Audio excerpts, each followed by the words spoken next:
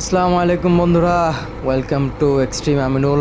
অনেক দিন পর ঈদের পরে আবার নতুন একটা ভিডিও নিয়ে আসলাম।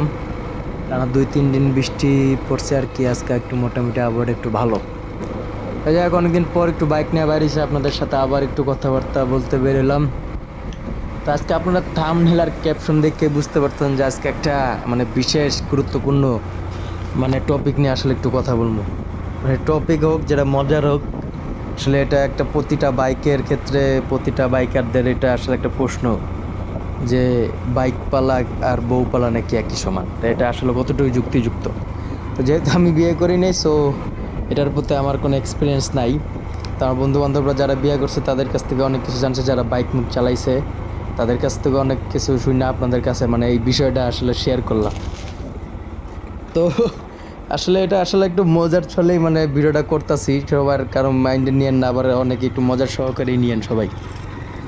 আসলে যারা বিয়ে করছে, তো বউয়ের প্রবলেমটা হলো যারা বিয়ে করছে তাদের ওয়াইফদেরকে আপনি যদি এই 3 বেলার জায়গায় 2 বেলা খান কোনো প্রবলেম হইব না, কিন্তু আপনার বাইককে আসলে প্রবলেম হবে না বলতে এরকম না যে কোনো প্রবলেম নেই, সমস্যা হইব না এটা আর কি।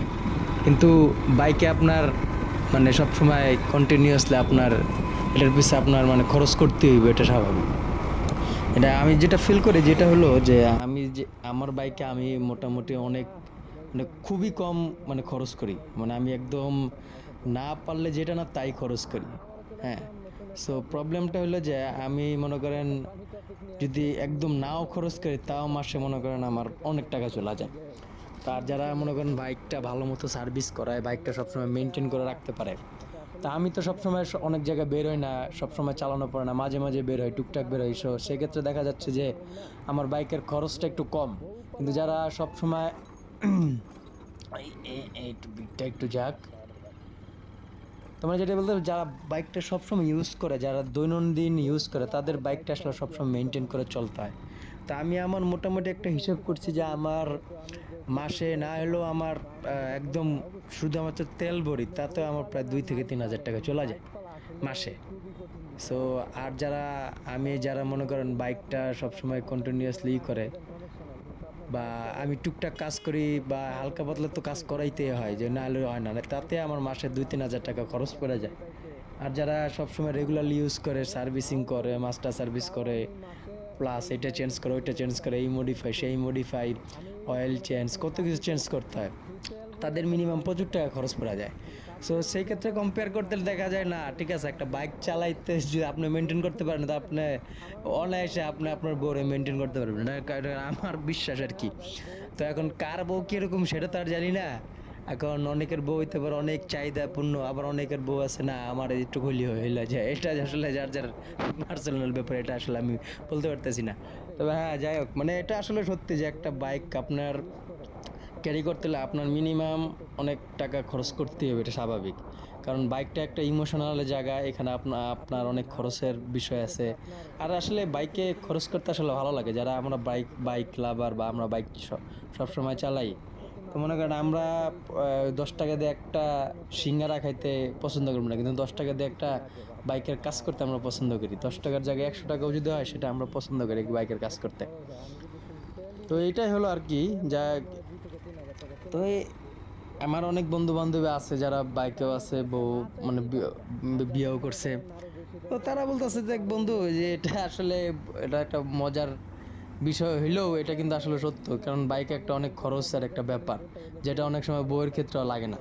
তা আপনার প্রথম প্রথম বিয়ে করবেন, প্রথম প্রথম একটু খরচ, কিন্তু তারপরে আর কিন্তু বউয়ের ওরকম একটা খরচ নেই। কিন্তু বাইকের যত পুরান হইব বাইকের তত খরচ বেশি। বইয়ের দিকে হলো যত পুরান হইব তার তত খরচ কম, আর বাইকের হলো যত পুরান হইব বাইকের তত খরচ বেশি। তো বাইকের এইটাই আর কি। এটা আসলে এটা আমি আসলে আজকে এই টপিকটা একটু এমনি সাডেনলি মাথায় চলে আসলো দেখে আসলে আপনাদের কাছে শেয়ার করছি। তা আপনাদের এটার মতামত কি, আপনারা একটু কমেন্টে আমার জানান যে আসলে আমার এই যুক্তিগুলো কি সঠিক কিনা।